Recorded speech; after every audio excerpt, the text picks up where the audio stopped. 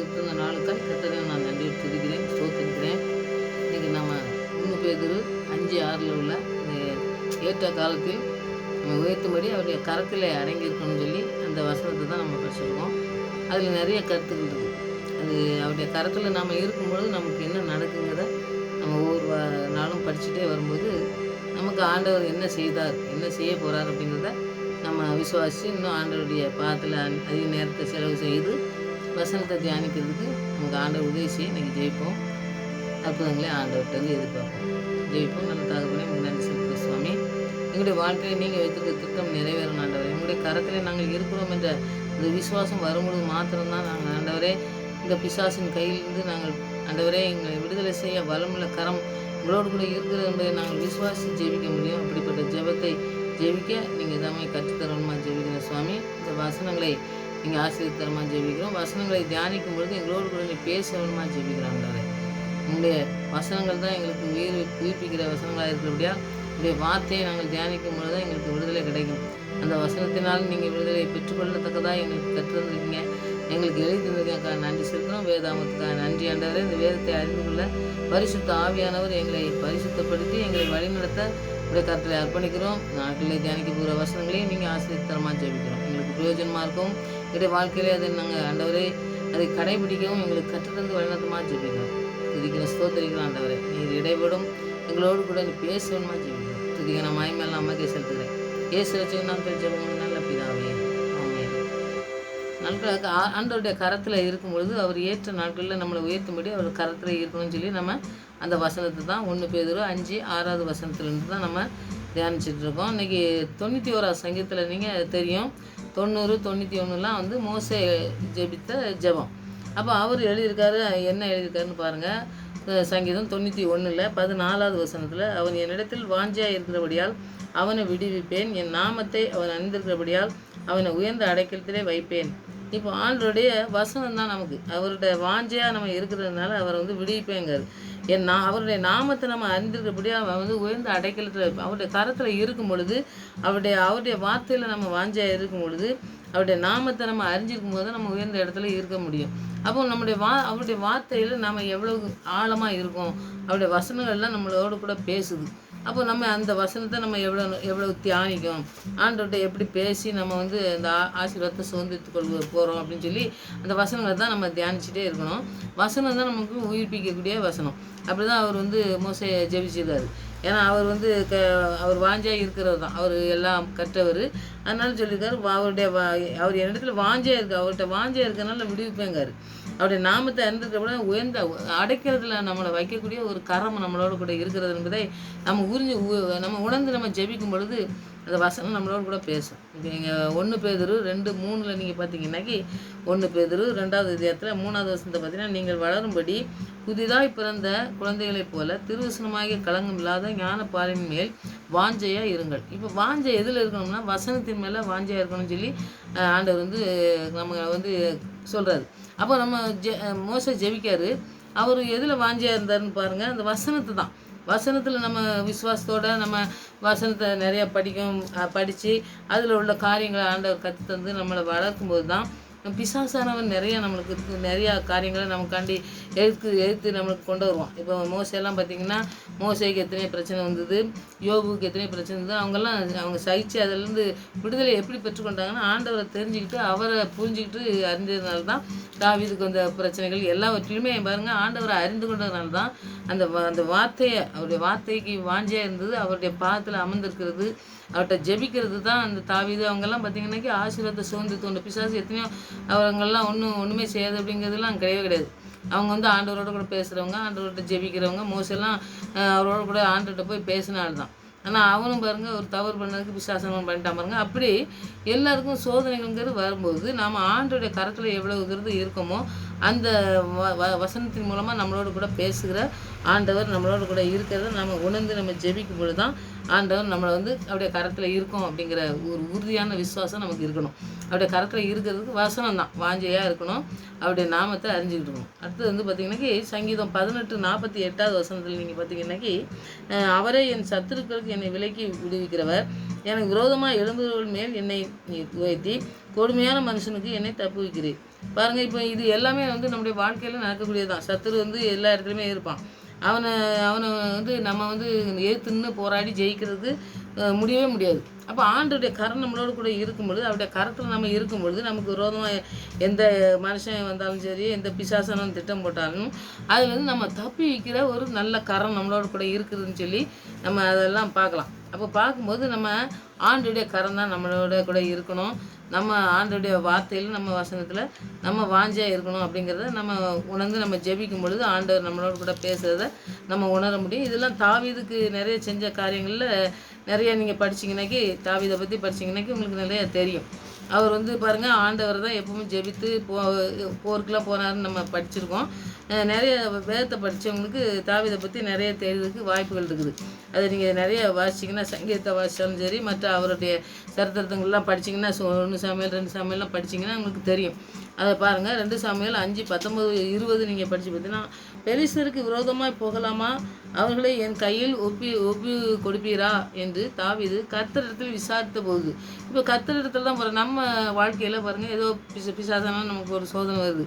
அப்போ நம்ம ஒரு எடுத்து நின்று போராட, அவருக்கு வந்து போருக்கு போகிறது, நமக்கும் போர்னு ஒன்று இருக்குது. பிசாசை கூட நமக்கு போர் இருக்குன்னு சொல்லி போட்டிருக்காருல, அது மாதிரி அவங்க கூட ஏதோ ஒரு பிரச்சனை நமக்கு வருதுன்னு வைங்க, நம்ம ஆண்டவர்கிட்ட போய் நம்ம ஆண்டவரே நாங்கள் என்ன செய்யணும்னு சொல்லி ஆண்டவர்கிட்ட கேட்கமா, இல்லாட்டா நம்ம வந்து அழுதுட்டு ஏதோ நமக்கு இவ்வளோதான் அப்படின்னு சொல்லி இருக்கோமா, இல்லாட்டி ஆண்டவர்கிட்ட கேட்கறதுக்கு பதில் மனுஷங்கிட்ட போய் கேட்கமா. இதுதான் நம்ம இங்கே தாவீது சொன்ன ஜெபத்தில் இருந்தாலும் சரி, அவர் கேட்குற போது ஆண்டவர்கிட்ட கேட்குறதா இருந்தாலும் சரி, அந்த வசனத்தை படிக்கும்போது நமக்கு தெரியுது பாருங்கள். அவர் கர்த்தரிடத்தில் விசாரித்த போது கர்த்தர் போங்காரு, பெலிஸ்தரை உன் கையில் நிச்சயமாய் ஒப்பு கொடுப்பேன் என்று தாவீதுக்கு சொன்னார். இப்போ நம்மளோட கூட பேசுகிறாரா, உனக்கு நான் பிசாசு இந்த பிரச்சனையிலேருந்து உனக்கு நான் வந்து விடுதலை தருவேன் அப்படின்னு சொல்லி நம்மளோட கூட ஆண்டவர் பேசுகிறாரா? ஆண்டவர்கிட்ட நம்ம பேசி ஆண்டவர்கிட்ட நம்ம கேட்கமா, இல்லாட்டா வேறு எதுலையா நம்ம கேட்கமா அப்படிங்கிறத பார்த்தீங்கன்னாக்கி, இங்கே பாருங்கள், அவருக்கு எத்தனை போராட்டங்கள் வந்தது. அவங்க வந்து பெலிஸ்தர்கள்லாம் வந்து சண்டைக்கு போருக்கு வந்து நிற்கும்போது ஆண்டவர் போட்டவன்னு கேட்டோம்னா, நீ ஜெயிப்பங்காரு. அந்த இடத்துக்கு போய் அவங்கள வந்து அந்த சத்துருக்கள் மாதிரி வந்தவங்களை எல்லாத்தையும் ஓட பண்ணாருன்னு, உடைந்து ஓட பண்ணினார் என்று சொல்லி, அது நிமித்தம் அவர் இந்த ஸ்தலத்துக்கு பாகால் பீராசினி என்று பெயரிட்டார். ஒரு இடத்துக்கே வந்து அந்த இடத்துக்கு பேரையும் வச்சு அந்த இடத்துல ஜெயிக்கிறதுக்கு ஆண்டவர் தான் அவருக்கு உதவி செய்கிறாருன்னு நம்ம பார்க்கோம். அப்போ ஆண்டவர் பெலிஸ்தரை ஒப்பு கொடுப்பேன் நம்மளே வந்து பிசாசு ஏதோ பிரச்சனை கொண்டாடுறான்னு வைங்க, அப்போ நமக்கு வந்து அந்த இடத்துல நமக்கு விடுதலை தர்றதுக்கு ஆண்டவர் மாத்திரம் நமக்கு போதும்னு சொல்லி நம்ம இருக்கோமா, இல்லாட்டி நம்ம வந்து ஏதோ மனுஷனை தேடி போகிறோமா, இல்லாட்டா அந்த தாவீதை மாதிரி நம்ம ஜெபித்து ஆண்டவரே நீங்கள் என்ன செய்யறதுக்கு என்ன திட்டம் வச்சுருக்கீங்க, இந்த பிசாசனம் என்னை வந்து இப்படி செய்கிறான், அதுக்கு நான் வழி நடத்தி இதில் உங்கள் கரத்தில் நான் எப்படி தங்கியிருந்து நாம் விடுதலை பெற்றுக்கொள்ளணும்னு சொல்லி இந்த தாவீதை போல் ஜெபிக்கிற பிள்ளைங்களாம் நாம் இருக்கிறோமான்னு சொல்லி இந்த வசனங்களை தியானிக்கும் பொழுது நம்ம இப்போ பார்க்கணும். 2 சாமுவேல் 22வது அதிகாரத்தில் 4வது வசனத்தை நீங்கள் படித்து பார்த்தீங்கன்னாலும், அந்த இடத்துல சுதிக்கு பாத்திராக கர்த்தரை நோக்கி கூப்பிடுவேன், அதனால் என் சத்துருக்களுக்கு நீங்களாக்கி ரட்சிக்கப்படுவேன். இப்போ என்ன சொல்கிறாருன்னு பாருங்கள், அவருக்கு ஸ்தோத்திரம் செலுத்துறாரு. அவர் எப்பவுமே பாடுறவர், அதனால் பாடல் பாடி நான் அவரை நோக்கி கூப்பிடுவேன், அவரை தான் நாங்கள் நோக்கி கூப்பிடுவேன். இந்த சத்துரு எத்தனை பெரிய சத்துரு வந்தாலும் சரி, அது வந்து என்னை மேற்கொள்ளதுக்கு எனக்கு ஆண்டவர் வந்து உதவி செய்வார் அப்படிங்கிறத அவர் வந்து சொல்கிறத நம்ம பார்க்கோம். அதே மாதிரி அந்த சங்கீதத்தில் நீங்கள் பார்த்தீங்கன்னா, சங்கீதம் 18, 13 அதே வசனத்தை நம்ம பார்க்கலாம். ஏன்னா வந்து ஆண்டவர் வந்து நம்மளை வந்து ரட்சிக்கிறதுக்கு ஒரு பெரிய காரியங்களை நம்ம வந்து செய்யணும்னு அவசியம் இல்லை. ஆனால் அவரை நோக்கி பார்க்கணும். அவர் தான் விடுவிக்கிறவர் அப்படின்னு சொல்லி அவர் நோக்கி பார்த்து, அவர் தான் என்ன எல்லாத்துக்கும் நீங்களாக்கி என்னை ரட்சிப்பார் அப்படின்னு அவர் ரட்சிப்பை தர்றாரு. அவர் ரட்சிப்பை பெற்றுக்கொள்ளணும் அப்படிங்கிறதுல ஒரு உறுதியான விசுவாசத்தை வந்து இந்த தாவீது வச்சுருந்ததை நீங்கள் பார்க்கலாம். இப்போ தாவீதை நீங்கள் நிறைய இடத்துல சங்கீதம்லாம் நீங்கள் படிச்சிங்கன்னாக்கி அந்த இடத்துல நிறைய காரியங்களை நீங்கள் கற்றுக்கலாம். நீங்கள் வசனத்தை நம்ம படிக்கும்போது தான் நமக்கு வந்து அது தெரியும். நீங்கள் வசனத்தை நீங்கள் நிறையா படிங்க. 18வது அதிகாரத்தில் நான் 3வது வசனத்தை படிக்க சொன்னேன், அதை நீங்கள் படித்து பாருங்கள். அதே காரியங்களை நீங்கள் வந்து ஆசீர்வாதத்தை இப்போ சுதந்திரிக்கணும்னாக்கி வாஞ்சியாக இருக்கிறது வசனத்தில் தான் நம்ம வாஞ்சியாக இருக்கணும். அதே வசனம் தான் சத்துருக்களை நீங்களாக்கி ரட்சிக்கப்படுவேன்னு சொல்லி அதே வசனத்தை நீங்கள் 2 சாமுவேல் 22:4 இருக்க அதே வசனத்தை சங்கீதம் 18:3 நீங்கள் அந்த வசனத்தை படிக்கலாம். அடுத்தது பார்த்திங்கன்னாக்கி நம்ம வந்து ரட்சிக்கப்படுறதுக்கு ஆண்டவர் சத்துரு கையில் ஒப்பு கொடுக்க முடியாமல் ஆண்டவர் நம்மளை தப்பிக்காருன்னு சொல்கிறாரு. அடுத்தது பார்த்தா என்னை ரட்சிப்பை உண்டாக்காதில் உண்டு பண்ணி என்னை ரட்சிக்கப்படுறதுக்கு நான் வந்து ஆண்டவர்கிட்ட கரத்தில் இருக்கேன்னு சொல்லி சொல்கிறார். அப்போ அவர் தான் ரட்சிப்பை கொடுக்காரு. அடுத்தது மூணாவது பார்த்திங்கன்னாக்கி சங்கீதம் இது எல்லாமே தெரிஞ்சது தான். சங்கீதம் 23:5 என்னை சத்துருக்கள் முன்பாக ஒரு பந்தி ஆயத்தம் பண்ணுன்னு இருக்காரு. அப்போ சத்துருக்கள் நம்மளுக்கு எல்லாருக்கும் எல்லா விஷயத்துலையுமே சத்துருக்கள் வந்து நமக்கு எதிராக வர்றதுக்கு வாய்ப்புகள் இருக்குது. நமக்கு வந்து வரமாட்டான், அதெல்லாம் எனக்கெல்லாம் எதிராக வரமாட்டான் அப்படின்னு சொல்லி யாருமே நம்ம சொல்லி தைரியமாக இருக்கிறதுக்கு முடியவே முடியாதுங்க. அதனால் அவன் சத்துரு வந்து வரத்தான் செய்வான். ஆனால் அவனுக்கு எதிர்த்துன்னு போராடுறதுக்கு நாம் வந்து ஆயுதங்களையோ எதையோ வச்சு நம்ம போராடி ஜெயிக்க முடியாது. ஆண்டவருடைய வல்லமுள்ள கருத்தில் நாம் இருக்கும் பொழுது அப்போ தான் நம்ம ஜெயிக்க முடியும். அதை நீங்கள் நம்ம வாழ்க்கையில் நம்ம நிறைய நம்ம இந்த வசனத்தின் மூலமாக படித்து நம்ம ஜெபிக்கிற பிள்ளைங்களா நம்ம இருக்க ஆண்டவர்கிட்ட உதவியை கேட்கணும். அடுத்தது வந்து பார்த்திங்கன்னா ஏசாயா 59:19 நீங்கள் படித்து பார்த்தீங்கன்னா 50வது அதிகாரத்தில் 19வது வசனத்தை பார்த்தீங்கன்னாக்கி, அப்பொழுது சூரியன் அஸ்தமிக்கும் திசைக்கு தொடங்கி கர்த்தரின் நாமத்தை சூரியன் உதிக்கும் திசை தொடங்கி அவருடைய மகிமைக்கும் பயப்படுவார்கள். வெள்ளம் போல் சத்துரு வரும்போது கர்த்தருடைய ஆவியானவர் அவனுக்கு விரோதமாக கொடியேற்றுவார். நமக்கு விரோதமாக கொடியேற்றுறது கர்த்தர், கர்த்தர் தான். அது வெள்ளம் போல் சத்துரு வரான். அவன் வந்து எப்படினாலும் வருவான், எந்த மாதிரி காரியத்தையும் செய்வான். அவனுக்கு வந்து நமக்கு வந்து எப்படி காரியம் செய்கிறான்னு சொல்லி நம்ம வந்து ஒரு நிதானிச்சே நம்ம வாழ்க்கையில் செய்யவே முடியாது. அப்படி வரும்போது ஆண்டவர் நமக்கு எதிராக அவன் வரும்போது நம்மளை வந்து எப்படி நடத்துகிறாரு அப்படிங்கிறத ஆண்டவர் ஏசாயா தீர்க்கதரிசி எழுதியிருக்காரு. நீங்கள் படித்து பார்த்தீங்கன்னாக்கி ரொம்ப அருமையான வசனங்க. அதெல்லாம் நம்ம தியானிக்கும் போது ஆண்டவரே சத்துருக்கு எதிராக எங்களுக்கு வெள்ளம் போல் வரான், ஆனால் ஆவியானவர் எங்களோடு கூட இருக்கிறதுனால நாங்கள் அதிலேருந்து தப்பிச்சுக்கொள்ள எங்களுக்கு உதவி செய்கிற கரம் எங்களோடு கூட இருக்குதுன்னு சொல்லி இந்த வசனத்தை படிக்கும்போது நீங்கள் ஜெபத்தோடு கூட படிங்க. ஆண்டவர் பெரிய காரியங்களை நமக்கு செய்வார். அடுத்து பாருங்கள், ஏசாயா 49வது அதிகாரத்தில் 10வது வசனத்தை நீங்கள் படித்து பார்த்தீங்கன்னாக்கி அதுலேயே அப்படி தான். அவள் பசியாக இருப்பதும் இல்லை, தாகமாக இருப்பதும் இல்லை, உஷ்ணமாக இருப்பதும் வெயிலும் இல்லை, அவள் உண்மைப்படுவதும் இல்லை. அவளுக்கு இறங்குகிறவர் அவளை நடத்தி அவளை நீரூற்றுகளுக்கு கொண்டு போய் விடுவார். இப்போ எப்படிப்பட்ட ஒரு ஆசீர்வாதமான ஒரு காரியத்தை சொல்கிறார் பாருங்க. உங்களுக்கு வந்து வெயிலும் கிடையாது, உனக்கு பசியும் கிடையாது, தாகமும் கிடையாது, உனக்கு எதுவுமே கிடையாது அப்படின்னு சொல்லி சொல்கிறத நீங்கள் பார்க்கலாம். அப்போது அந்த ஆண்டவர் வந்து சொல்கிறாரு, நீதிமானை வந்து பசியினால் அவர் வந்து வருத்தப்பட விட மாட்டார் அப்படின்னு சொல்லி நம்ம படிக்கும். இப்போ வசனங்களெல்லாம் நம்ம தியானிக்கும் போது பார்த்திங்கன்னாக்கி அதுக்கு ஏற்ற காரியங்களெல்லாம் நம்ம படிக்கும்போது நீதிமான்களை பசியினால் அவர் விட மாட்டார் அப்படின்னு சொல்லியிருந்தார். நீங்கள் வந்து நீதிமொழி 10:3 நீங்கள் படித்து பார்க்கலாம். அதில் நீங்கள் படிச்சிங்கன்னாக்கி உங்களுக்கு தெரியும். அடுத்தது யோவான் 6:35 என்னிடத்தில் வருகிறவன் ஒரு நாள் தாகமடையான்னு சொல்கிறாரு. வெளிப்படுத்தல் 7:17 இவன் பசியே அடைவதில்லை. நீங்கள் கடைசி அதிகாரத்தில் நீங்கள் படித்து பார்த்தீங்கன்னாக்கி அந்த மாதிரி காரியங்கள் எல்லாமே வந்து ஆண்டவர்கிட்ட கரத்தில் இருக்கும்போது நமக்கு கிடைக்கக்கூடிய ஒரு ஆசீர்வாதத்தை தான் ஆண்டவர் வந்து சொல்லியிருக்காரு. நீதிமானை பசியினால் படுத்த மாட்டார் அப்படின்னு சொல்லி நீதிமொழிகள் 10:3 நம்ம பார்ப்போம். அந்த இடத்துல பார்த்தீங்கன்னாக்கி நம்ம மனுஷனுடைய நம்ம சரீரத்தில் உள்ள தேவையெல்லாம் நமக்கு சந்திக்கப்படுறதுக்கு இந்த தெய்வீகமான அருளை வந்து ஆகாரம் போல் நம்மளுக்கு வசனத்தை தராது. அந்த வசனத்தை குறித்து நாம் வந்து இந்த நீதிமொழிகளில் கூறுது என்னன்னா, நீ வந்து நீதிமானாக இருக்க, நான் உன்னுடைய ரத்தத்தினால கழுவப்பட்டு உன்னை நான் என்னுடைய பிள்ளையாக மாற்றிருக்கேன். அதனால் உனக்கு வந்து இந்த காரியங்கள்லாம் நடக்கும். நான் வந்து உனக்கு ஆகாரம் போல் இருப்பேன். உனக்கு ஒன்றும் பசியே இருக்காதபடி என்னுடைய ஆகாரத்தை நீ அவரே சொல்லுவார். ஆண்டவர் ஒரு இடத்துல சொல்லுவார், நீங்கள் சாப்பிட்டீங்களாங்கும்போது நான் சாப்பிடக்கூடிய சாப்பாடு வந்து இந்த வசனத்தை மற்றவங்களுக்கு சொல்கிறது தான் சொல்லுவார்.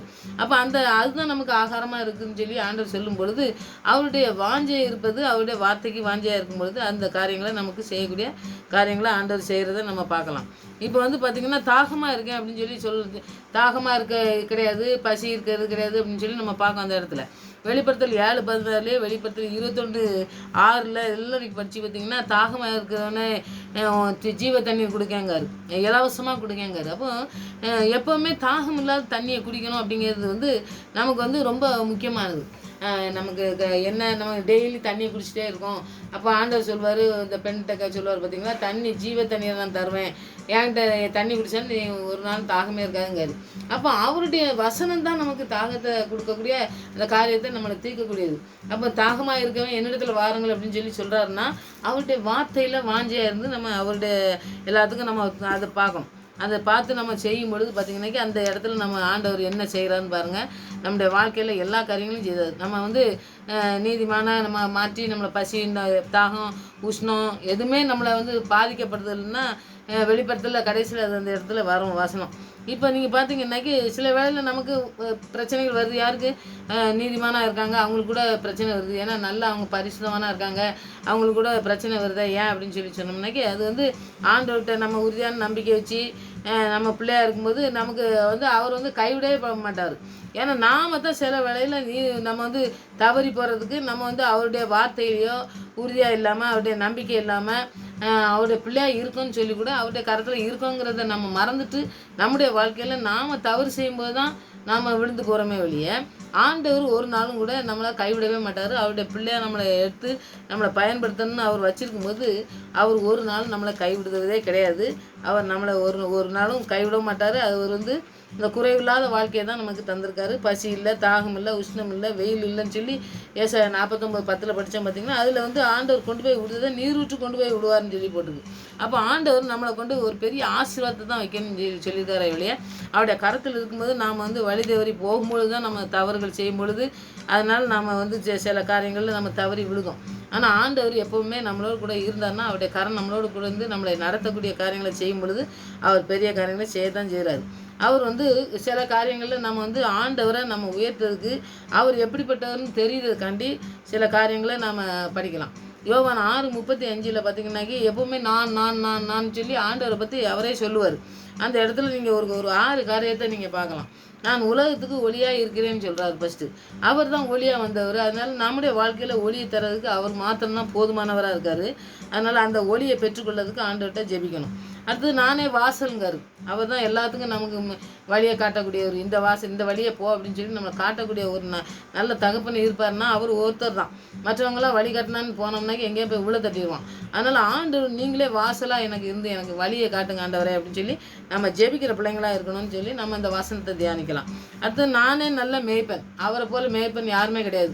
அவர் தான் நமக்கு எல்லாத்தையும் போதித்து நடத்தக்கூடிய. ஏன்னா நமக்கு தெரியல அப்படின்னு சொல்லிட்டு சொல்லும்பொழுது சில காரியங்களில் சிலர் சொல்லியே தர மாட்டாங்க.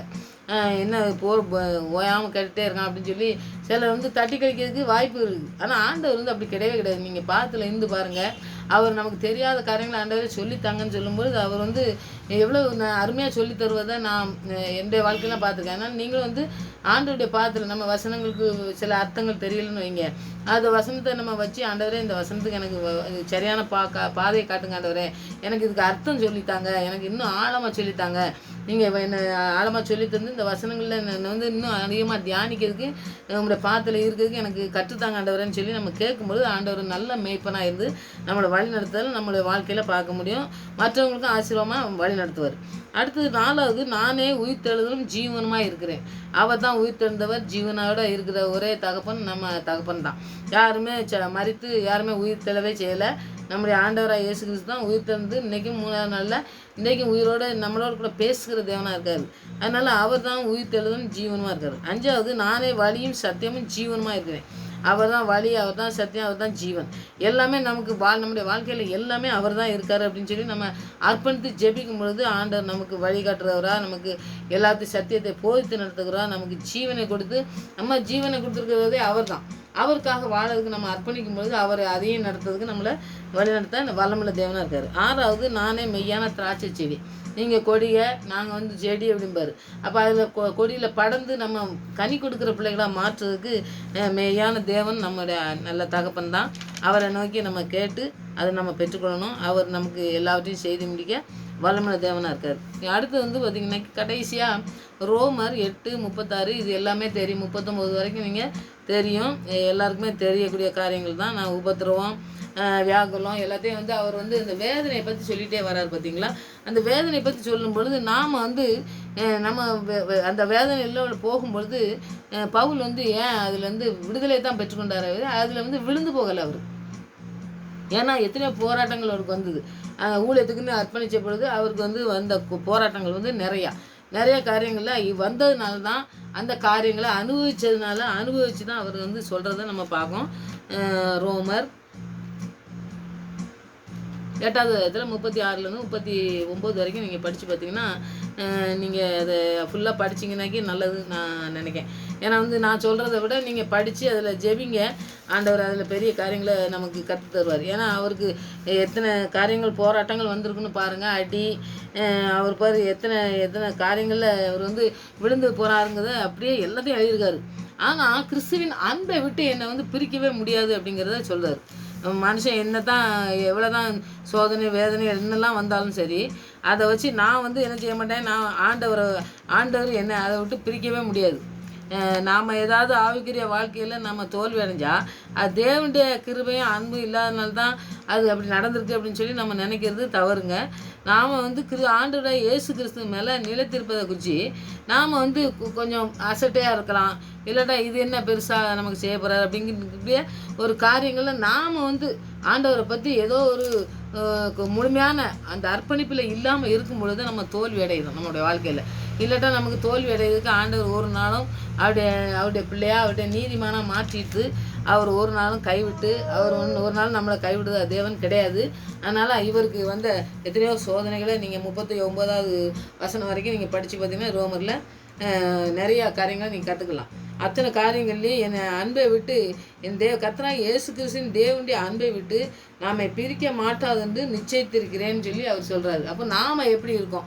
இவ்வளோ காரியங்களில் வந்தாலும் என்ன ஆண்டவருடைய அன்பு எனக்கு இருக்குது, அவருடைய கரம் என்னோட கூட இருக்குது, அவர் என்னை அழைச்சவர், அவர் என்னோட இருக்கிறதுனால இத்தனை காரியங்கள் நடக்கும் பொழுதும் அவருடைய அன்பை விட்டு என்ன பிரிக்க முடியாது. ஏன் பிரிக்க முடியாதுன்னா நம்ம அவர்கிட்ட இருக்கோம், அவருடைய பிள்ளையாக இருக்கோம்னாக்கி நம்மளை பிரிக்க முடியாது. ஆனால் நாம் ஏதோ அந்த நேரத்துக்கு மட்டும் நம்ம தகப்பனாக வச்சுக்கிட்டு அதுக்கப்புறம் நம்ம விட்டுட்டோம்னாக்கி அந்த காரியங்கள் நடக்கிறதுக்கு வாய்ப்பே கிடையாது பவுலுக்கு.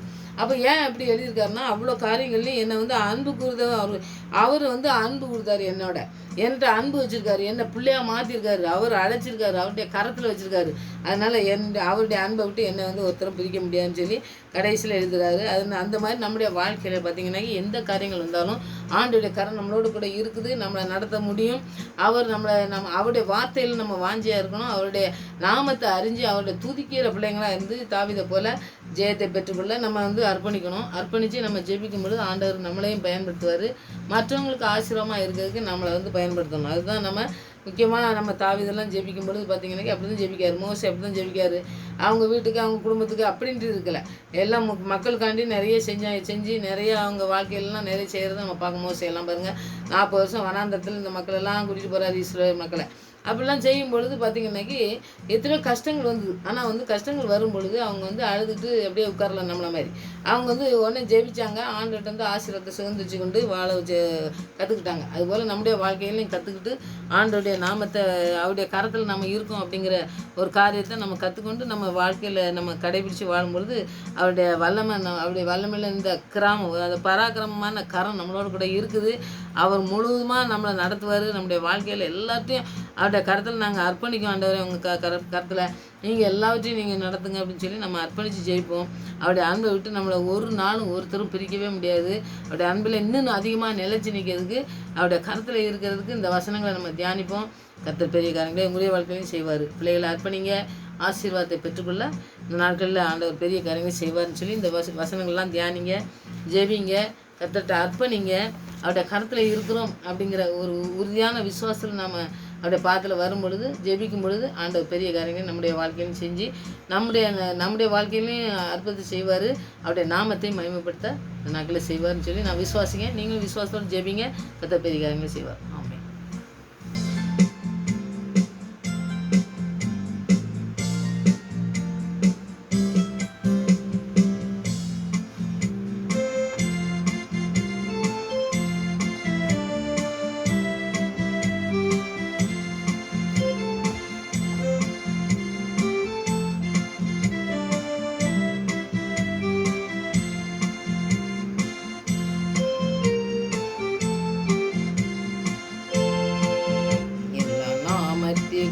மிக மேலான நாமம் இயேசுவின் நாமமே. எல்லா தலைமுறையும் என்று போற்றிடும் நாமம் இயேசுவின் நாமமே. எல்லா நாமத்துக்கும் மிக மேலான நாமம் இயேசுவின் நாமமே. தலைமுறையும் என்று போற்றிடும் நாமம் இயேசுவின் நாமமே. இயேசு நாமமே ஜெயம் ஜெயமே, சாத்தானின் சக்தி ஒன்றுமில்லையே. இயேசு நாமமே ஜெயம் ஜெயமே, சாத்தானின் சக்தி ஒன்றுமில்லையே. அல்லேலூயா ஓசன்னா அல்லேலூயா, அல்லேலூயா ஆமென். அல்லேலூயா ஓசன்னா அல்லேலூயா, அல்லேலூயா ஆமென்.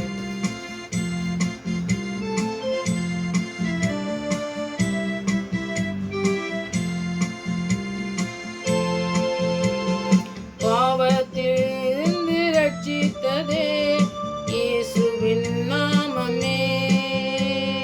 பாவத்திலிருந்து ரட்சித்ததே இயேசுவின் நாமமே.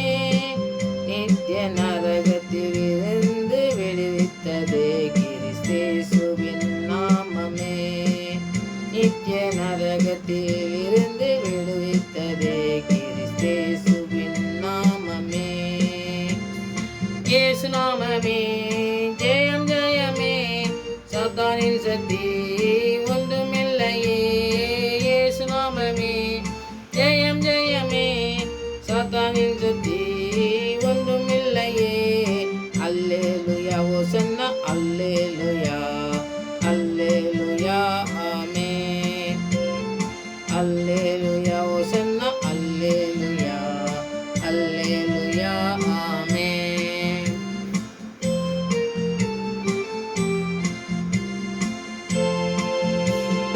சாத்தானின் மேல் அதிகாரம் தந்ததே இயேசுவின் நாமமே. சாத்தானின் மேல் அதிகாரம் தந்ததே இயேசுவின் நாமமே. சத்ரு கோட்டைகளை தகர்த்தெறிந்திட்டதே கிறிஸ்தேசுவின் நாமமே. சத்ரு கோட்டைகளை தகர்த்தெறிந்திட்டதே கிறிஸ்தேசுவின் நாமமே. இயேசு நாமமே ஜெயம் ஜெயமே, சாத்தானின் சக்தி ஒன்றுமில்லையே. இயேசு நாமமே ஜெயம் ஜெயமே, சாத்தானின் சக்தி ஒன்றுமில்லையே. அல்லேலூயா ஓசன்னா அல்லேலூயா, அல்லேலூயா ஆமென். அல்லேலூயா ஓசன்னா அல்லேலூயா, அல்லேலூயா ஆமென்.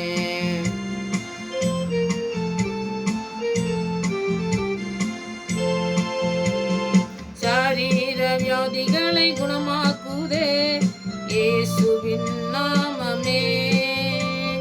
சரீர வியாதிகளை குணமாக்குதே இயேசுவின் நாமமே. தொல்லை கஷ்டங்கள் அனைத்தையும் நீக்கிடுதே இயேசுவின் நாமமே. தொல்லை கஷ்டங்கள் அனைத்தையும் நீக்கிடுதே இயேசுவின் நாமமே. இயேசு நாமமே ஜெயம் ஜெயமே, சாத்தானின் சக்தி ஒன்றுமில்லையே. இயேசு நாமமே ஜெயம் ஜெயமே, சாத்தானின் சக்தி ஒன்றுமில்லையே. அல்லேலூயா ஓசன்னா அல்லேலூயா, அல்லேலூயா ஆமென். அல்லேலூயா ஓசன்னா அல்லேலூயா, அல்லேலூயா ஆமென். எல்லா நாமத்திற்கும் மிக மேலான நாமம் இயேசுவின் நாமமே. எல்லா தலைமுறை என்று போற்றிடும் நாமம் இயேசுவின் நாமமே. எல்லா நாமத்துக்கும் மிக மேலான நாமம் இயேசுவின் நாமமே. எல்லா தலைமுறையும் என்று போற்றிடும் நாமம் இயேசுவின் நாமமே.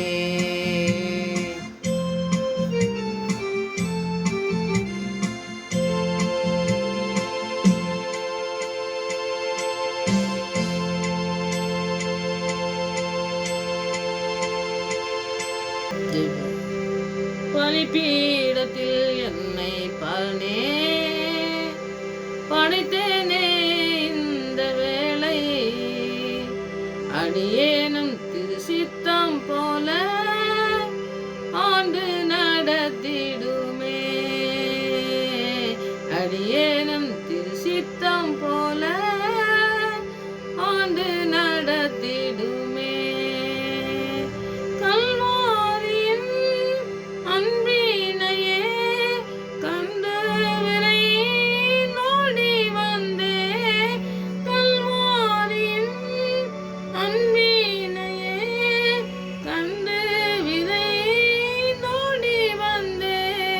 கழுவும் திருரத்தத்தாலே கரை நீங்க இருதயத்தை என்னை கழுவும் திருரத்தத்தாலே கரை நீங்க இருதயத்தை.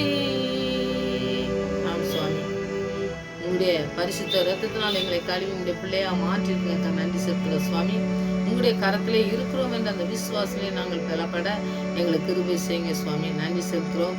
எங்களுக்கு எந்த ஆபத்து வந்தாலும், எந்த பிசாசு கொண்டு வந்த சோதனைகளாக இருந்தாலும், வேதனைகளாக இருந்தாலும், ஆண்டவரே நீங்கள் ஒருபொழுதும் எங்களை கைவிடாதபடி எங்களை கை தூக்கி வழிநடத்துகிற தேவனாக இருக்கபடியா நன்றி செலுத்துகிறோம். அதற்கு நாங்களுக்கு செய்ய வேண்டியது உங்களுடைய வசனத்திலே உங்களுடைய வாஞ்சியாக இருப்பதற்கும் உங்களுடைய பாதத்திலே எப்பொழுதும் தரித்திருக்கவும் எங்களை நாங்கள் அர்ப்பணிக்கிற பிள்ளைகளாக காணப்படும் பொழுது அந்த காரியங்களை நீ செய்து முடிக்கிறவராக இருக்கீங்க. நன்றி செலுத்துகிற சுவாமி. தகப்பனே, ஒவ்வொரு ஆண்டவரே வேதத்திலே நாங்கள் ஒவ்வொருவரையும் படிக்கும் பொழுது நாங்கள் வாழ்க்கையில் எப்படி ஆண்டவரை செய்து முடிச்சிங்க, அதுபோல் எங்களுடைய வாழ்க்கையிலும் நாங்கள் செய்து முடிக்க முழுவதுமாய் அர்ப்பணிக்கிற பிள்ளைகளாக இப்படி பாத்திரை அமர்ந்திருக்க கிருபை செய்யமா ஜெபிக்கிற சுவாமி. அர்ப்பணித்து ஜெபிக்கவும் மாத்திரம் இல்லாண்டவரே அதை நாங்கள் கடைபிடிக்கவும் எங்களுக்கு ஆவியான உதவி செய்ய வேண்டுமா ஜெபிக்கிறோம். கேட்குற பிள்ளைகளுக்கு என்ன தேவையாக இருந்தாலும் செய்து முடிக்க வேண்டுமா ஜெபிக்கிறோம். சத்துரு எத்தனை திட்டங்கள் வைத்திருந்தாலும் எல்லாவற்றையும் முறியடித்து தேவன் எங்களுக்கு உயிர் தெரிந்த தேவனாய் எங்களோடு கூட வாசம் பண்ணுகிறாய். எங்களுக்கு ஜீவ தண்ணீரை தந்தவராய் எங்களை தாகத்திலும் எங்களை எந்த காரியத்திலும் எங்களை விட்டு விடாதபடி எங்களை நடத்துகிற தேவனாய் இருக்கிறபடியால் பசியிலும் தாகத்திலும் எங்களை விடாதபடி எங்களை தூக்கி நிறுத்துகிற நல்ல தகப்பனாய் இருக்கிறபடியால் உண்மையே நாங்கள் நம்பி ஜெபிக்கிற பிள்ளைகளாய் காணப்பட கிருபை செய்யுங்க ஆண்டவரே. கேட்குற பிள்ளைய அப்படியே நீங்கள் ஆண்டவரே அர்ப்பணிக்கட்டும். ஆண்டவரே உங்களுடைய கருத்தில் அர்ப்பணிக்கட்டும். மற்றவர்களிடத்துல போய் ஆலோசனை கேட்காதபடி தேவனுடைய பாதத்திலே ஆலோசனை கேட்டு அதன்படி நாங்கள் நடந்து வெற்றியை சுதந்திரத்துக்குள்ள கிருபை செய்யுங்க. சத்துருவை மேற்கொள்ள எங்களுக்கு நீங்கள் வசனத்தின் மூலமாக எங்களை போய்த்து நடத்தணுமா ஜெபிக்கிறோம். நல்ல போதகராக இருக்கிறீங்க ஆண்டவரே. நீங்கள் நல்ல மேய்ப்பராக இருக்கீங்க. நீங்கள் மாத்திரம் எங்களுக்கு கற்றுத்தந்து வழிநடத்தமா ஜெபிக்கிறோம். நல்ல போதகரே ஆண்டவரே, நீங்கள் எங்களோடு கூட தங்கிருங்க. உங்களுடைய கருத்தில் நாங்கள் தங்கியிருக்க எங்களுக்கு உதவி செய்யுங்க சுவாமி. என் தகவனை வழி விலகி போவோம் என்றால் ஆண்டவரே எங்களுக்கு வழி இதுன்னு சொல்லி சத்தத்தை கேட்டு அதுக்கு கீழ்ப்படியே எங்களுக்கு கற்றுத்தந்து வழிநடத்தமா ஜெபிக்கிறோம். எங்களை ஜெபத்துக்கெல்லாம் பாதி கொடுத்துட்டு இருக்கிறேன் ஆண்டவரே. நாங்கள் ஒவ்வொரு நாளும் ஆண்டவரை உண்மையை நோக்கி பார்க்கிற பிள்ளைகளாய் உம்முடைய கரத்திலே இருக்கிறோம் என்ற அந்த விசுவாசத்தை பலப்பட்டு நாங்கள் ஓடி ஜெயிக்க கிருபை செய்யுங்க.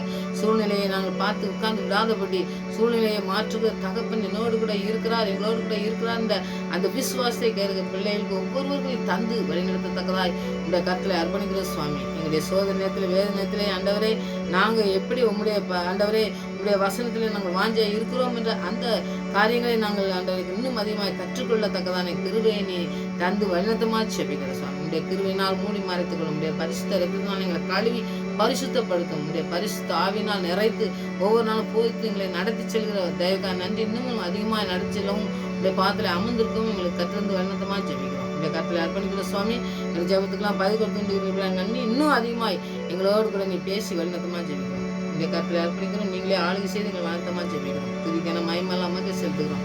மறுபடியும் அவருடைய சமூகத்தில் வருவதை எங்கள் காத்து வழிநடத்தமா ஜெபிக்கிறோம். துதி கன மகிமை எல்லாம் அமர்ந்து செலுத்துக்கிறோம். இயேசு நாம் திருச்சபங்களை